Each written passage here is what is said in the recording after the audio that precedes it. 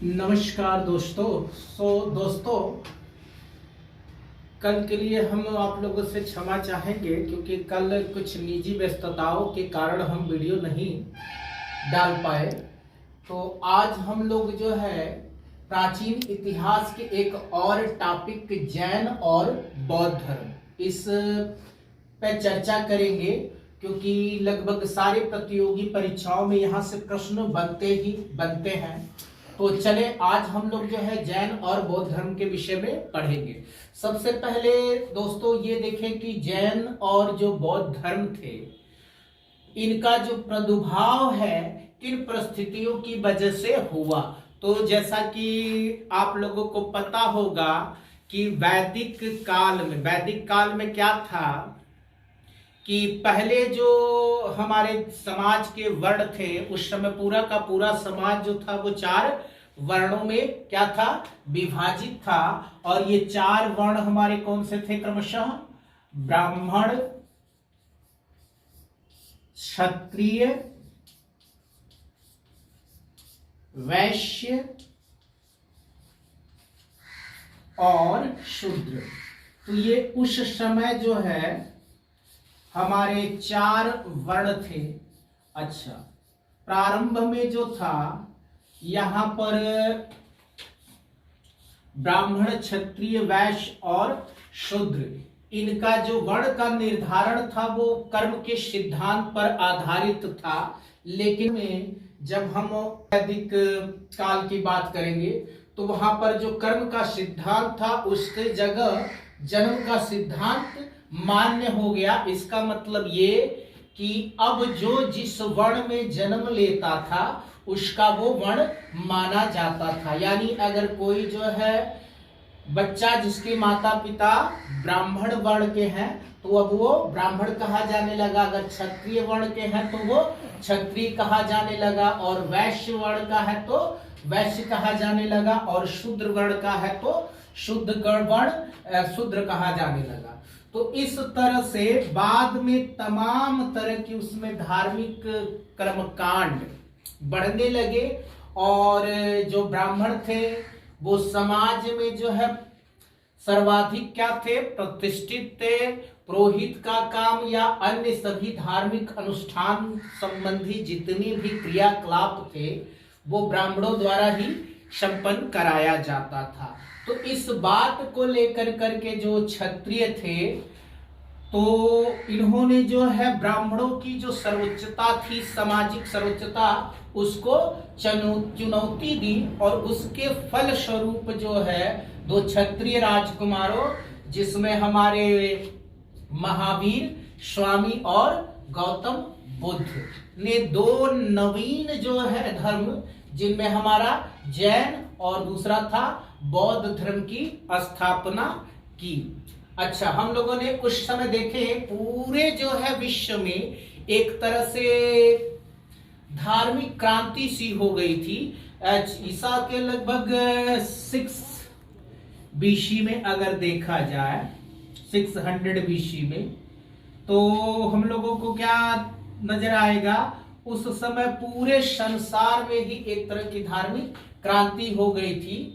यानी कहीं न कहीं पूरे विश्व में एक स्तर पर जो है धार्मिक क्षेत्र में क्या हुए, बदलाव हुए, और भारत भी इससे अछूता नहीं रहा।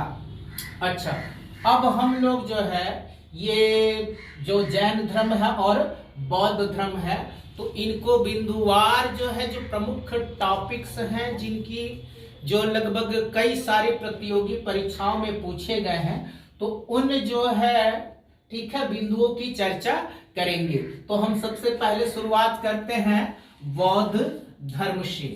तो बौद्ध धर्म जो है इसके जो संस्थापक हैं कौन है, गौतम बुद्ध हैं। तो ध्यान रखेंगे बौद्ध धर्म के संस्थापक कौन है, गौतम बुद्ध है। अच्छा, गौतम बुद्ध का जो जन्म है तो ये ध्यान रखेंगे, इनके जन्म की तिथि को ध्यान रखेंगे। इनका जन्म जो है 563 ईस्वी पूर्व बीसी में हुआ था। कब हुआ था गौतम बुद्ध का जन्म? ईस्वी पूर्व।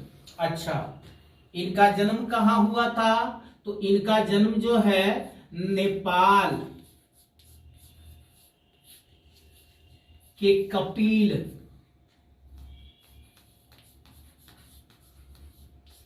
वस्तु के तराई में स्थित एक जगह है जिसे लुम्बिनी कहा जाता है।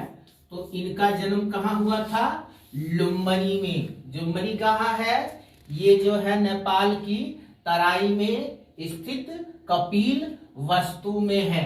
तो ध्यान देंगे, बौद्ध धर्म के जो हमारे संस्थापक हैं गौतम बुद्ध, उनका जन्म कहाँ कब हुआ था?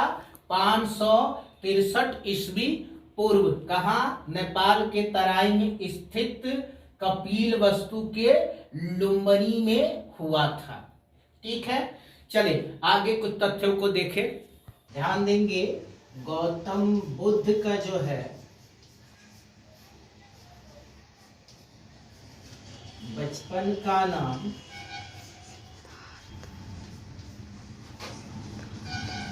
सिद्धार्थ था।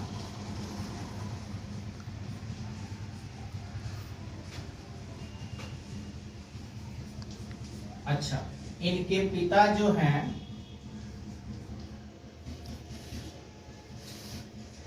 इनके पिता का नाम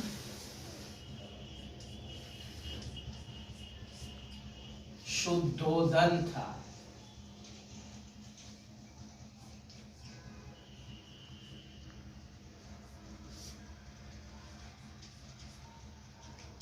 इनके पिता जो थे ये शाक्य वंश के क्षत्रिय थे। शाक्य कुल क्षत्रिय थे। कभी कभी प्रश्न ये भी पूछ देता है कि सिद्धार्थ या गौतम बुद्ध किस वंश के क्षत्रिय थे? तो ध्यान देंगे, ये शाक्य कुल या शाक्य वंशीय क्षत्रिय थे। अच्छा, इनके पिता जो थे, ये जो शाक्य था, ये हमारा क्या था? ये गणराज्य था। गणराज्य होने का मतलब इनके पिताजी जो थे वो निर्वाचित राजा थे।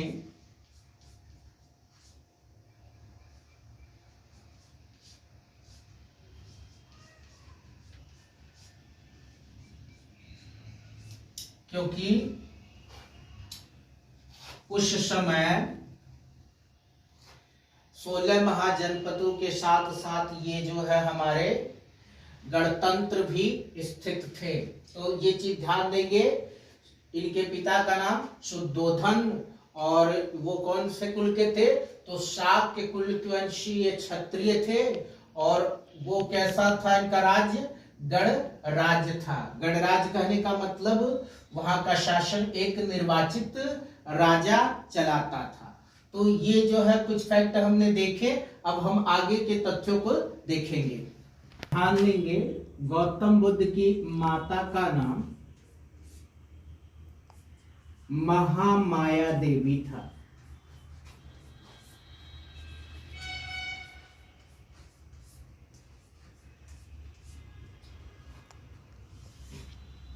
अच्छा, इनके जन्म के एक सप्ताह पश्चात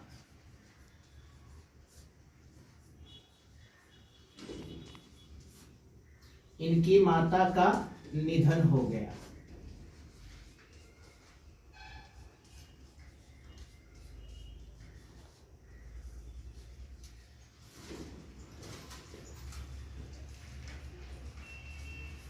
तो क्या देखना है? इनकी माता जो थी, कौन थी? महामाया देवी थी। और इनके जन्म के एक सप्ताह पश्चात ही इनकी माता का निधन हो गया। तो इनका जो पालन पोषण था, इनकी बी माता या मासी महा प्रजापति गौतमी। इनकी जो है बी माता का नाम क्या है? महाप्रजापति गौतमी। तो ध्यान देंगे, इनका जो पालन पोषण है, इनकी बी माता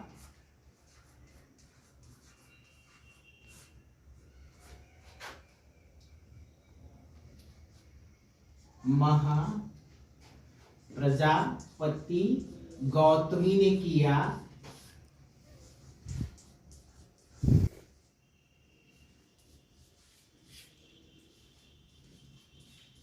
इसलिए ये गौतम कहलाए। तो ध्यान देंगे, इनका जो पालन पोषण है किसने किया, इनकी जो है बी माता या मौसी महाप्रजापति गौतमी ने किया, और इसीलिए ये क्या कहलाए, गौतम कहलाए।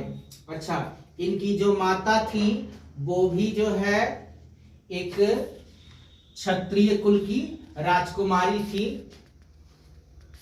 देंगे, इनकी जो माता महामाया देवी थी ये कौशल राज की,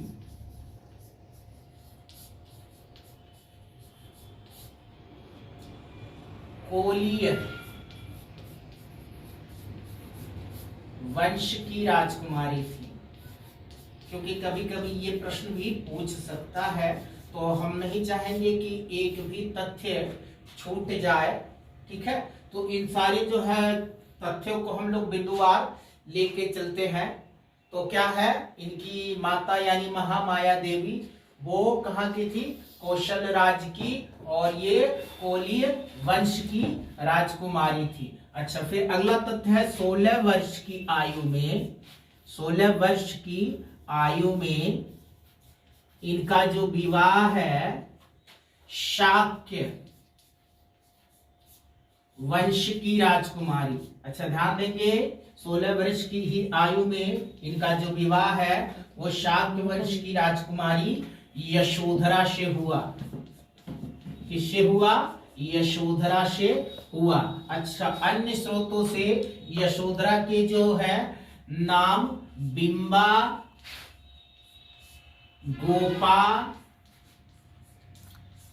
और भद्र कच्छना प्राप्त होते हैं। तो ये तथ्य भी आप लोग ध्यान रखेंगे।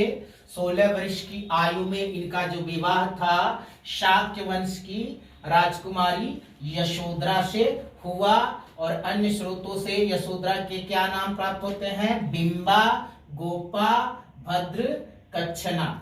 अच्छा, इनसे इनको एक पुत्र राहुल प्राप्त हुआ। तो ध्यान देंगे, गौतम बुद्ध के जो है पुत्र का नाम क्या था, राहुल था। इनकी पत्नी का नाम यशोधरा था। उनके अन्य नाम क्या है, बिंबा, गोपा, भद्र, कच्छना। तो कहीं कहीं पर जो है किसी किसी प्रश्न में हो सकता है कि इनके पत्नी के नाम में यशोधरा ना दे करके बिंबा, गोपा या भद्र, कच्छना नाम दे दे। तो उस स्थिति में अगर ये आप लोगों के तैयार रहेंगे तो आपके वो मार्क पक्के हो जाएंगे। तो आप लोग जो है इसको याद कर लेंगे, ठीक है। अच्छा, तो लगभग 29 वर्षों तक ये जो गौतम बुद्ध थे उन्होंने जो है सुख सुविधा पूर्वक अपने महल में निवास किया, लेकिन इनका जो मन था वो सांसारिक जो सुख थे उनमें नहीं लगता था। अतः 29 वर्ष की अवस्था में ही इन्होंने गृह त्याग कर दिया। तो ध्यान देखेंगे, कितने वर्ष की अवस्था में गौतम बुद्ध ने घर का गृह त्याग किया, 29 वर्ष की अवस्था में। तो 29 वर्ष की अवस्था में इन्होंने क्या किया, गृह त्याग कर दिया। क्योंकि इतनी सारी सुख सुविधाओं और वैभव के होते हुए भी जो गौतम बुद्ध का मन था वो सदैव अशांत रहता था। कभी कभी सोते सोते वो चिल्ला करके उठ जाते थे, और फिर जो है किसी तरह से यशोधरा उनको संभालती थी। परंतु 29 वर्ष की अवस्था आते आते इनका मन जो था संसारिक सुखों से पूरी तरह से विरक्त हो गया, और इन्होंने क्या किया, गृह त्याग कर दिया। तो इनसे जिनके जीवन से जुड़ी अन्य घटनाओं की अब हम लोग चर्चा करेंगे। तो चले आगे बढ़ते हैं। त्याग के पश्चात गौतम बुद्ध लगभग 7 वर्षों तक भटकते रहे। तो ध्यान देंगे, गृह त्याग के बाद गौतम बुद्ध लगभग 7 वर्षों तक भटकते रहे, तथा 6 वर्ष की कठोर तपस्या के बाद, 6 वर्ष की कठोर तपस्या के बाद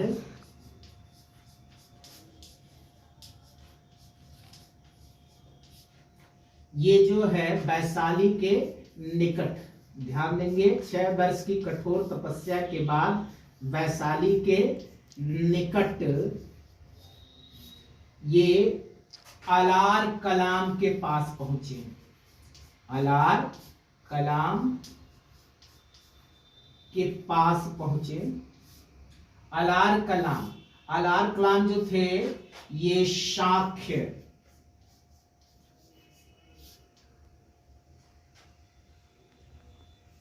दर्शन के आचार्य थे। तो ये जो है 6 वर्ष की कठोर तपस्या के बाद वैशाली के निकट अलार कलाम के आश्रम पहुंचे। और अलार कलाम क्या थे? ये सांख्य दर्शन के आचार्य थे। और यहां से एक प्रश्न बन जाता है, तो इसको ध्यान रखेंगे।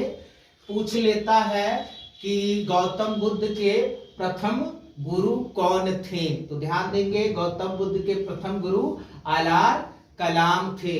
और दूसरा पूछ सकता है कि अलार कलाम जो थे वो किस मत के आचार्य थे? तो क्या ध्यान देना है? अलार कलाम शाक्य दर्शन या शाक्य मत के आचार्य थे। तो यहां से 2 प्रश्न बन सकते हैं। पहला प्रश्न, गौतम बुद्ध के प्रथम गुरु कौन थे? और वो जो अलार कलाम थे वो किस मत के या किस धर्म के जो है आचार्य थे? तो शाक्य दर्शन के थे। ठीक है, तो चले अगले तथ्य की तरफ बढ़ते हैं। इसके बाद यहां भी गौतम बुद्ध को जो है संतुष्टि नहीं प्राप्त हुई और यहां से भी ये चले गए। और उसके बाद उन्हें कौंडिय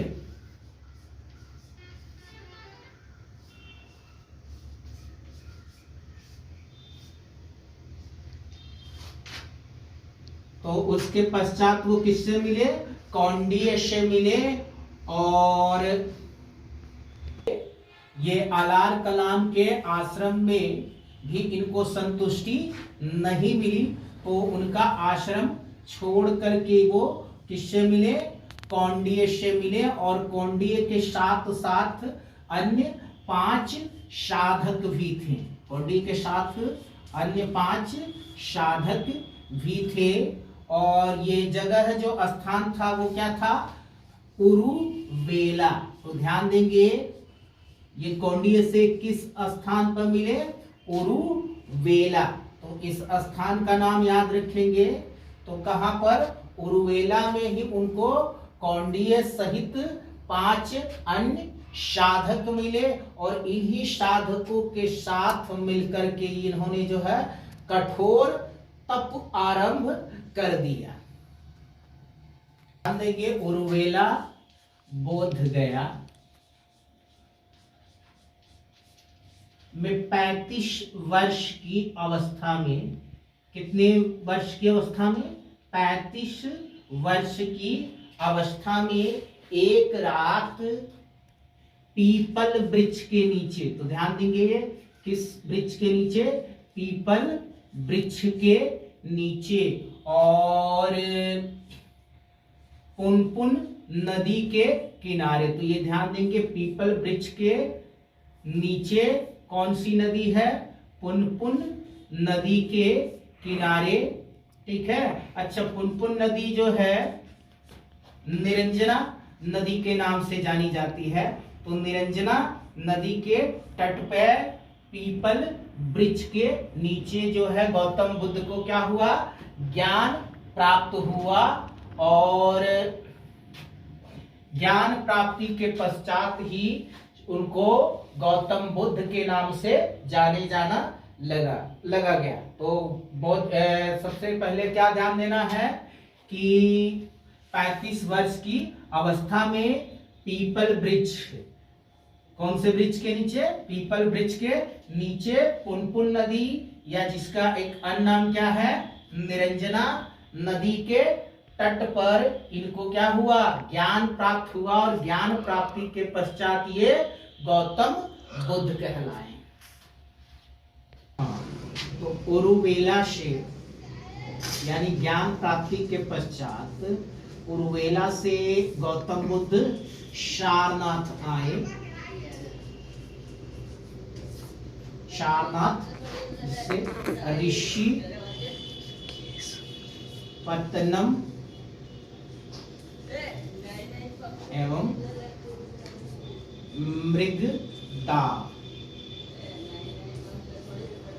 तो उरुवेला से गौतम बुद्ध कहाँ आए? सारनाथ। और यहीं पर उन्होंने 5 जो है सन्यासियों को अपना प्रथम उपदेश दिया।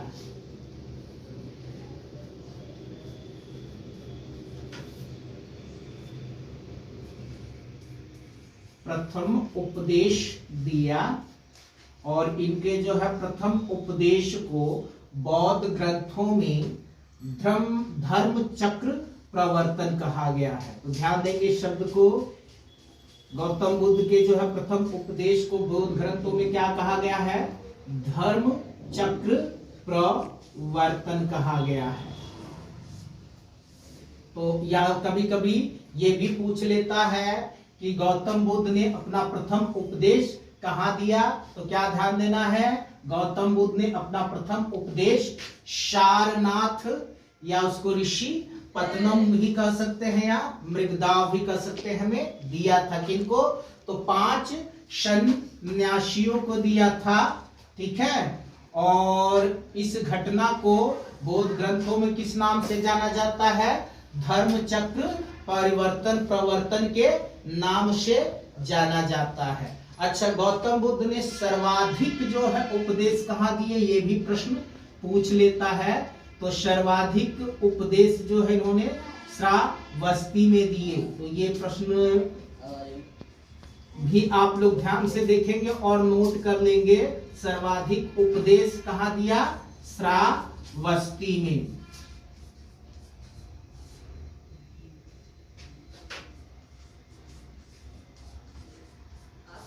क्योंकि कई बार ये प्रश्न सीधे सीधे पूछ लिया गया है कि गौतम बुद्ध ने अपना सर्वाधिक उपदेश कहाँ दिए? तो उत्तर क्या होगा आपका? श्रावस्ती में। क्या मिनट का हुआ है? हाँ, ध्यान देंगे। गौतम बुद्ध के जो है प्रथम अनुयायी, ये प्रश्न भी कभी कभी पूछ सकता है। तो गौतम बुद्ध के प्रथम अनुयायी जो थे वो तपस और मल्लिक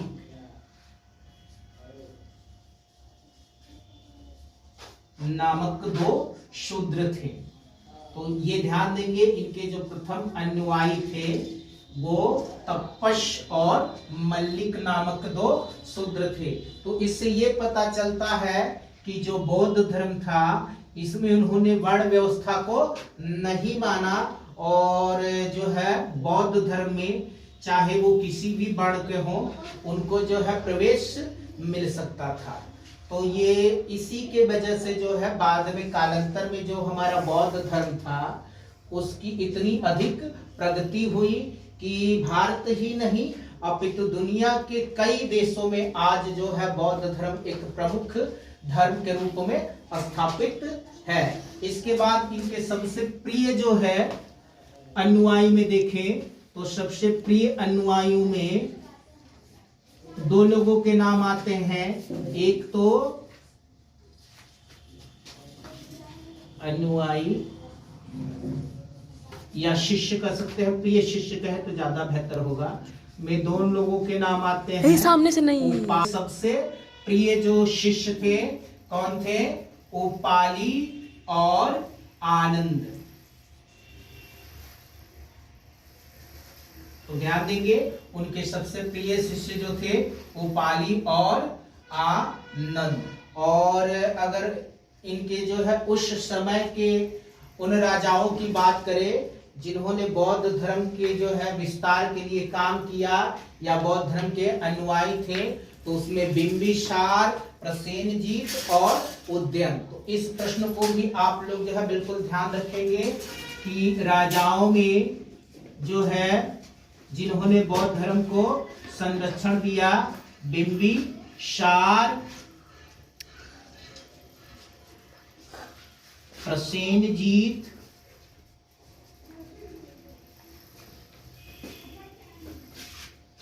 और उदयन। तो दोस्तों आज के वीडियो में बस इतना ही, और बाकी का हम जो है बौद्ध धर्म के एक और वीडियो लाएंगे, और उस वीडियो में हम लोग जो है बौद्ध धर्म से जितने भी जुड़े महत्वपूर्ण तथ्य जो लगभग किसी न किसी प्रतियोगी परीक्षा में पूछे गए हैं उन पर चर्चा करेंगे, ताकि अगर बौद्ध धर्म से कोई प्रश्न बने तो आपका एक भी प्रश्न न छूटे। तो मैं कोशिश हमारी यही रहती है कि मैं अपने वीडियो में बस उन्हीं प्रश्नों या उन्हीं तथ्यों का समावेश करूं जो ज्यादा से ज्यादा किसी न किसी जो है प्रतियोगी परीक्षाओं में पूछे गए, ताकि जो है जो भी प्रतियोगी है उनको अधिक से अधिक लाभ मिल सके। ओके दोस्तों, वीडियो देखने के लिए धन्यवाद।